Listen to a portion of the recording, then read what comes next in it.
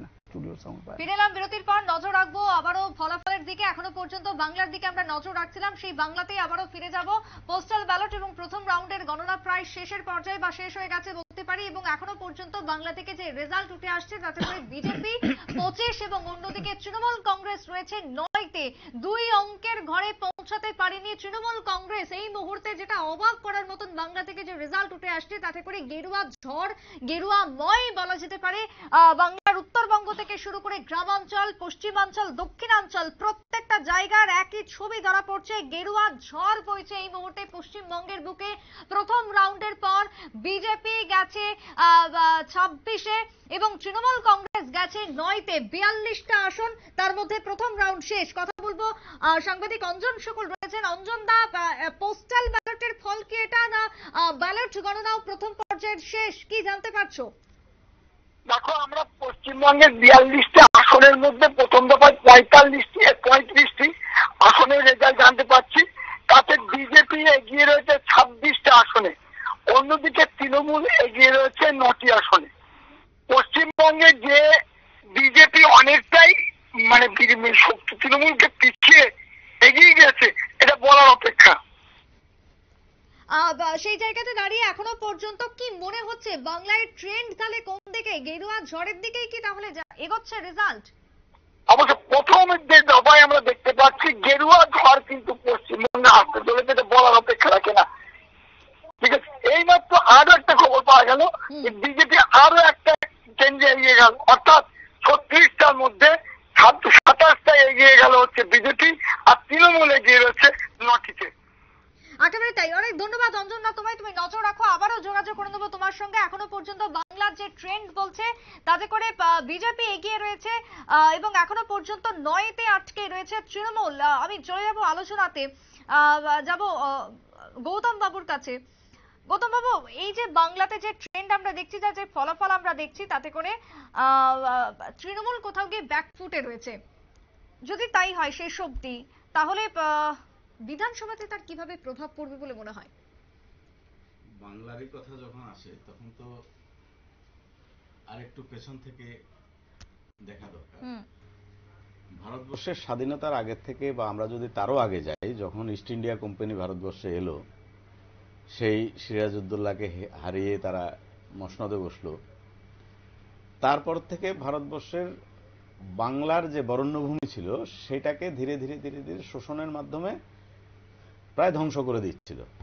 পরবর্তী সময়ে ব্রিটিশরা এলো, ব্রিটিশরা আসার পর যেটা আমরা আমাদের ছোট থাকতেও শুনেছি যে বাংলা যেটা আজকে ভাবে কালকে সেটা ভারতবর্ষ ভাবে। সেই দিনের সেই সময়কার বাংলা। পরবর্তী সময় ভারতবর্ষ স্বাধীনতার পর ভারতবর্ষটাকে ভাগ করতে গিয়ে দেখলাম বাংলাটাকে ভাগ করে দিয়েছে। আমাদের সৌভাগ্য ছিল যে শ্যামাপ্রসাদ মুখার্জির মতো ব্যক্তিত্ব, যিনি পশ্চিম বাংলাটাকে বাংলা থেকে আলাদা করে, পূর্ব বাংলা থেকে আলাদা করে একটা দেশ আমাদেরকে দিয়েছে। আজও আমরা সেখানে শ্বাস প্রশ্বাস নিচ্ছি।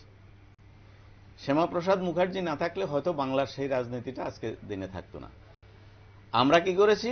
আমরা অতি আধুনিক কংগ্রেসীদের সেই একটা প্রচার ছিল, উনি সাম্প্রদায়িক বলে ওনাকে পিছিয়ে দিয়েছেন। পরবর্তী সময় আমরা কি দেখলাম? এই দেশে, এই রাজ্যে মার্ক্সবাদের যে উত্থান, সেই মার্ক্সবাদের উত্থানের পরবর্তী সময় সিপিআই, সিপিএম, বিভিন্ন রাজনৈতিক প্রেক্ষাপট আমরা দেখেছি। দেখার পরে একটা নতুন রাজনৈতিক দল, সে বামপন্থা, ওয়েস্ট বেঙ্গল, ত্রিপুরাতে প্রচুর পরিমাণে এগিয়ে গেছে, এবং যে লালিপপ দেখিয়ে একটা সময় যুব সম্প্রদায়ের ভিতরে যে স্বৈরাচারী, তারপরে পুঁজিবাদী, এদের বিরুদ্ধে আন্দোলন করে করে করে করে করে করে ওয়েস্ট বেঙ্গল একটা রাজনৈতিক মঞ্চ তৈরি করেছে, যেটা আমরা যখন তখন ছিল ভারতবর্ষ স্বাধীনতার পরবর্তী সময় কংগ্রেসের রাজত্ব ছিল। এবার বিপ্লব দেখিয়ে, বিপ্লব ঘটিয়ে, কল কারখানা বন্ধ করে, প্রতিনিয়ত গাড়ি চাকা চলবে না, চলছে না, আবার শ্রমিকদেরকে নিয়ে আন্দোলন করে করে করে ওয়েস্ট বেঙ্গলটাকে মানুষের মধ্যে আলাদা একটা এনভায়রনমেন্ট তৈরি করেছে, যেটার জন্য মানুষ তখন, সেই গরিব মানুষরা, উদ্বাস্তু মানুষরা, পশ্চিমবাংলার মানুষরা, সেই যারা জমিদার ছিল ওদের থেকে জমি তুলে নিয়েছে, নাঙ্গল যার জমিদার, এই যে বিভিন্ন আন্দোলনগুলো, এগুলো করে করে কিন্তু বামফ্রন্ট একটা সময় পশ্চিমবঙ্গে চেয়ার নিয়ে বসে গেছে, ক্ষমতা দখল করেছে। ক্ষমতা দখল করে কি দেখলাম, সে একই অবস্থা। ইলেকশনটাকে তাদের গদিকে ধরে রাখার জন্য মানুষকে বিভ্রান্ত করে খুন সন্ত্রাস বিপ্লবের মাধ্যমে পশ্চিমবঙ্গটাকে ৩৫ বছর বামফ্রন্ট জ্যোতি বসু পর্যন্ত, বুদ্ধদেব ভট্টাচার্য পর্যন্ত, শেষ পর্যন্ত এটা চালিয়ে গেছে। আর ওই সময় 90 দশকে বা 98-এর পরে মমতা ব্যানার্জি কংগ্রেস করত। মমতা ব্যানার্জি কংগ্রেস থেকে বেরিয়ে এসে উনি নিজের আন্দোলনের মাধ্যমে বামফ্রন্টের বিরুদ্ধে একটা স্বচ্ছ মূর্তি উনি দেখিয়েছেন, ওনাকে উনি তৈরি করেছেন প্রচন্ড বিরোধিতা সত্ত্বেও। পরবর্তী সময় উনি এই রাজ্যটাকে কিন্তু দখল করেছেন 2011 সালে, সেটা আমরা সবাই চোখের সামনে দেখেছি। তখন মমতা ব্যানার্জির যে ভাবমূর্তি ছিল, সেই ভাবমূর্তি সবাই ভেবেছিল মমতা ব্যানার্জি মানে ওয়েস্ট বেঙ্গলে একটা নতুন রাজনৈতিক সমীকরণ এনেছেন এবং ওয়েস্ট বেঙ্গলের যে উন্নতি সেটা করবেন। কারণ আমরা দেখেছি বুদ্ধদেব ভট্টাচার্য লাস্ট সময়ে ন্যানো একটা গাড়ি কারখানাকে নিয়ে সিঙ্গুর, নন্দীগ্রাম একটা বিশাল রাজনৈতিক পরিমণ্ডল তৈরি করেছিল। সেইখান থেকে মমতা ব্যানার্জির কিন্তু জন্ম হয়েছে। মমতা ব্যানার্জি ক্ষমতা পাওয়ার সঙ্গে সঙ্গে কি করেছে, উনি সিপিএম এর উপর প্রথম 5 বছরটা যেভাবে পশ্চিমবঙ্গে ডেভেলপ করছিল, ঠিক পরবর্তী সময়ে কিন্তু ওনার ভিতরে সেই একই আইডিওলজি ঢুকে গেছে। সিপিএম এর পুরো বি টিম হয়ে পারলে সিপিএম কে আরো 3 ধাপ এগিয়ে নিয়ে করাপশনের ডিপো বানিয়ে ফেলেছে, সমস্ত সন্ত্রাস আবার শুরু করেছে। ইলেকশনগুলো সেম ভাবে করেছে। ভারতবর্ষের নজিরবিহীন রাজ্য ছিল পশ্চিমবাংলা এবং ত্রিপুরা, যেখানে খুন সন্ত্রাস ছাড়া কোনো ইলেকশন হয়নি। যেটা দাদা একটু আগে বলেছিলেন যে পেপারে দেখেছেন, মিডিয়াতে দেখেছেন এবং আমরাও দেখেছি, সারা ভারতবর্ষের মানুষ দেখেছে, এটা কিন্তু বাস্তব। এই প্রথম ওয়েস্ট বেঙ্গলে, আমি ওই দিনও এইখানে যখন আলোচনা হচ্ছিল আমি ওই দিনও বলেছি, সারা ভারতবর্ষ শান্তিপূর্ণ ইলেকশন, ওয়েস্ট বেঙ্গলে অশান্ত ইলেকশন। সেম জিনিসটা কিন্তু 50% ঠিক হয়েছিল। আমি গত কিছুদিন আগে এখানে বলে গেছি যে পশ্চিমবাংলায় যে সন্ত্রাসগুলো ইলেকশনের 15-20 দিন আগে থেকে শুরু হতো সেটা এবার কিন্তু নেই, এবং ইলেকশনের আগের দিন, ইলেকশনের দিন যেভাবে চলতো সেটা নেই। 50% হলো নির্বাচন কমিশন সাকসেস, জনগণ সাকসেস। কারণ নির্বাচন কমিশন একা কোনো কিছু করা সম্ভব না, সেখানে কিন্তু জনগণের একটা বিশাল ভূমিকা থাকে। এই জনগণের ভূমিকাটা কিন্তু এবার পরিষ্কার দেখা গেছে। ওরা স্বচ্ছভাবে ভোট দিতে গেছে, কেউ ওদেরকে বাধা দেয়নি। তারপরও ক্ষুদ্র ক্ষুদ্র কিছু যে হয়নি তাও না, হয়েছে, যেসব জায়গায় হয়েছে। কিছু কিছু জায়গায় কালকেও দেখলাম ভোট হয়েছে নতুন করে, দাবি করেছিল বিভিন্ন বিরোধী দলরা, বিজেপি দল বিশেষ করে এবার তো ভালো একটা পজিশনে গেছে। পরিষ্কার দেখা যাচ্ছে মানুষ তৃণমূলের থেকে কিন্তু মুখ ফিরিয়ে নিয়েছে। এই যেই প্রশ্নটা আপনার ছিল আগামী বিধানসভা, গত বিধানসভাও কিন্তু তৃণমূল জোর জবরদস্তি সরকারটাকে প্রতিষ্ঠা করেছে।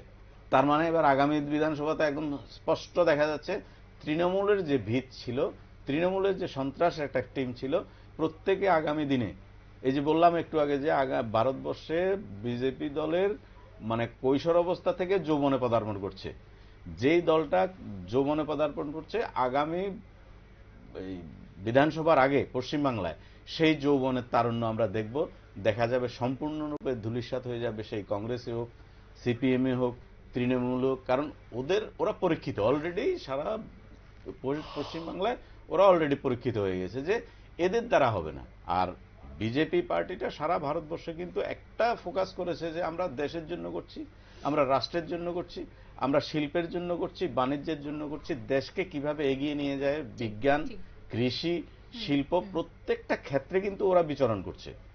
এইটাই হলো সবচেয়ে বড় একটা জায়গা, যেটা আগামী দিন পশ্চিমবঙ্গে তৃণমূলের মানে ধ্বংসের অলরেডি প্যারেক কোথা হয়ে গেছে। একেবারে তাই। এই মুহূর্তে আমরা টেলিভিশনে রাখছি, এই মুহূর্তে যে ট্রেন্ড 543 আসনের মধ্যে ইন্ডিয়া এখনো পর্যন্ত 278 এবং অন্যদিকে ইন্ডিয়া জোট 184 এবং তার সঙ্গে আদার্সে গেছে 17। অর্থাৎ এনডিএ এই মুহূর্তে 278 ইন্ডিয়া রয়েছে 164-তে, দুঃখিত 184-তে রয়েছে ইন্ডিয়া এবং অন্যদিকে আদার্স রয়েছে 17।